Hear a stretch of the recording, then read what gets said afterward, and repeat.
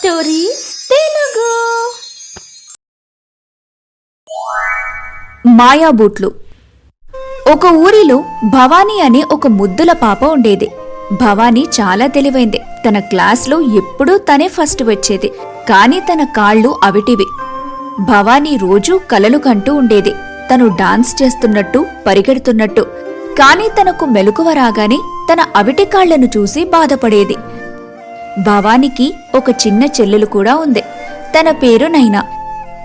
నైనా చాలా అందంగా, ఆరోగ్యంగా ఉండటం వల్ల భవానీ అమ్మా నాన్న నైనాని ప్రేమగా చూసుకునేవారు. అయితే నైనాకు చదువు అస్సలు రాదు. తను ఎప్పుడూ అన్ని సబ్జెక్టుల్లో ఫెయిల్ అయిపోతుండేది. ఒకరోజు భవానీ నానమ్మ తన నాన్నతో ఇలా అంటుంది, ఈ అవిటిదాన్ని ఏదైనా అనాథాశ్రమంలో వదిలిపెట్టిరా. దీని కారణంగా నైనాకు కూడా మంచి భవిష్యత్తు ఉండదు. భవానీ నాన్న తన నానమ్మ మాటల్ని పట్టించుకోకుండా వెళ్ళిపోతాడు. కాని వారి మాటలను విన్న భవానీ చాలా బాధపడుతుంది. అప్పుడే అక్కడికి నైనా వస్తుంది. అక్క, నువ్వు బాధపడకు. నానమ్మ చెప్పినట్టు నాన్న ఎప్పటికీ చెయ్యడు. స్కూల్కి టైం అవుతుంది, వెళ్దాం పదా. నైనాకు తన అక్క భవానీ అంటే చాలా ఇష్టం. తను తన అక్కకు ప్రతి పనిలో సహాయం చేసేది. ఆమె భవానీని సంతోషపరచడానికి ప్రయత్నించేది. కాని భవానీ సంతోషంగా ఉండేది కాదు. ఎందుకంటే భవానీకి స్నేహితులు ఎవ్వరూ ఉండేవారు కాదు. ఒకరోజు ఏం జరిగిందంటే, భవానీ తన క్లాసులో కూర్చుంది. కిటికీలోంచి చూస్తూ ఉండగా తన దృష్టి అక్కడ ఆడుకుంటున్న పిల్లల మీద పడింది. తను మళ్లీ ఊహల్లోకి వెళ్లిపోయింది. తను కూడా పిల్లలతో ఆడుకుంటున్నట్టు. అప్పుడే హఠాత్తుగా టీచర్ మాటలు వినిపించాయి. టీచర్ బోర్డు మీద ఇలా రాశారు, పిల్లలు, రేపు స్కూల్లో స్పోర్ట్స్ డే, అందరూ పాల్గొనాలి. అందరం పాల్గొంటాం, కానీ భవానీ ఒక్కతి తప్ప. ఎందుకంటే తను కనీసం నడవలేదు. అలా అనకూడదు బబ్లు. వెళ్ళి భవానీకి సారీ చెప్పు. సారీ. ఆ రోజుకి స్కూల్ అయిపోయింది. దిగులుగా ఉన్న భవానీ స్కూల్ గ్రౌండ్ దగ్గరికి వెళ్ళింది. చుట్టుపక్కన ఎవ్వరూ లేరు. దిగులుగా ఉన్న భవానీ వెక్కి వెక్కి ఏడవటం మొదలుపెట్టింది. కొంతసేపటి తర్వాత భవానీ కూర్చున్న బెంచ్ వెనుక ఏదో మెరుస్తూ కనిపిస్తుంది. భవానీ నెమ్మదిగా లేచి బెంచ్ వెనుకకు వెళ్లి చూస్తుంది. అక్కడ ఒక దీపం కనిపిస్తుంది. తను ఆ మెరుస్తున్న దీపాన్ని తీసుకుంటుంది. ఈ దీపం ఎంత బాగుంది. నేను ఈ దీపాన్ని నా దగ్గర దాచుకుంటాను. భవానీ ఆ దీపాన్ని తన బ్యాగ్లో పెట్టుకుంటుంది. అక్క, ఇక్కడేం చేస్తున్నావు? పద, ఇంటికి వెళ్దాం. నైనా, నాకొక దీపం దొరికింది. ఇంటికి వెళ్ళాక చూపిస్తాను. అలాగే అక్క, ఇక పద వెళ్దాం. లేట్ అయితే మళ్ళీ అమ్మ కంగారు పడుతుంది. ఇద్దరు అక్కా చెల్లెళ్ళు ఇంటికి వెళ్ళిపోతారు. ఇంటికి వెళ్ళగాని వారి నానమ్మ అనారోగ్యంగా ఉండటం వారు గమనిస్తారు. అక్క, ఏది ఆ దీపం? నాకొకసారి చూపించు. ఇదిగో నైనా, ఈ దీపం ఎంత బాగుంది కదా.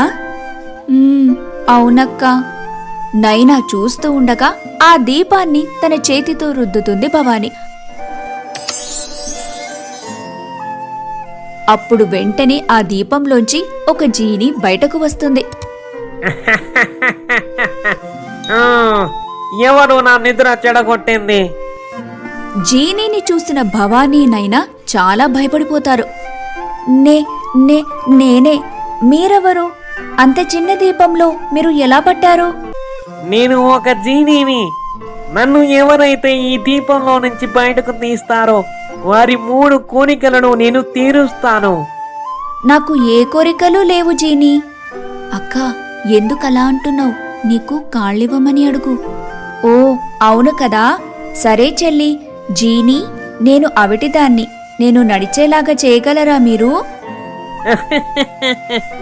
చాలా సులువైన పని అనుకుంటూ జీనీ భవానీకి మాయా బూట్లను ఇస్తాడు. నువ్వు ఈ బూట్లను వేసుకున్న వెంటనే నీకు నడవడం వచ్చేస్తుంది.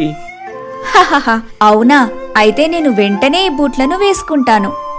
ఇక ఏమాత్రం ఆలస్యం చేయకుండా భవానీ ఆ బూట్లను వేసుకుంటుంది. వెంటనే తను కర్ర సహాయం లేకుండా నడవగలుగుతుంది. అది చూసిన నైనా ఆనందంతో చప్పట్లు కొడుతుంది.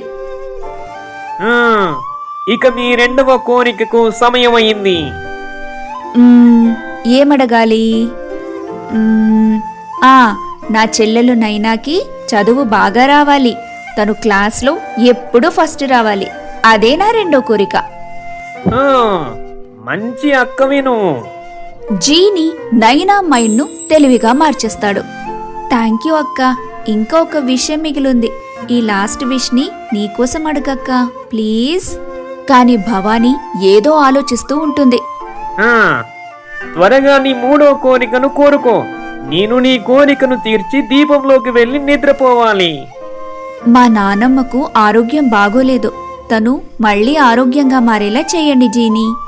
అక్క, నానమ్మ నిన్ను అంత తిడుతుంది. అయినా నువ్వు నానమ్మ కోసం అడుగుతున్నావు. ఎంత మంచిదానివక్క నువ్వు. బాగా ఆలోచించు. నీకోసం ఏమి వద్దా? నాకు కాళ్ళు రావడమే నాకున్న పెద్ద కోరిక. అది తీరిపోయింది. నాకింక ఏమొద్దు. నానమ్మకు నయమైతే మా నాన్న చాలా సంతోషిస్తారు. జీని భవానీ మూడో కోరికను తీర్చి మళ్లీ దీపంలోకి వెళ్ళిపోతాడు.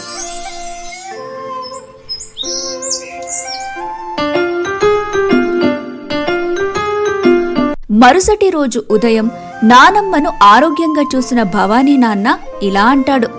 అమ్మా అమ్మా, నువ్వు మళ్ళీ మామూలుగా అయిపోయావా? ఎలా అమ్మా? నిన్నిలా చూస్తూ ఉంటే నాకు చాలా ఆనందంగా ఉంది. అప్పుడే అక్కడికి భవానీ నైనా వస్తారు. తల్లిదండ్రులు తమ అవిటి కూతురు మొదటిసారి నడవటం చూసి చాలా ఆశ్చర్యపోతారు. అప్పుడు నైనా రాత్రి జరిగిన విషయమంతా వారికి చెబుతుంది. భవానీ, తల్లి, నువ్వు చిన్నదానివి అయినా మాకు మంచి గుణపాఠం నేర్పావు తల్లి. మేం నిన్ను ఎంత ద్వేషించినా నువ్వు తట్టుకున్నావు. మమ్మల్ని క్షమించు తల్లి.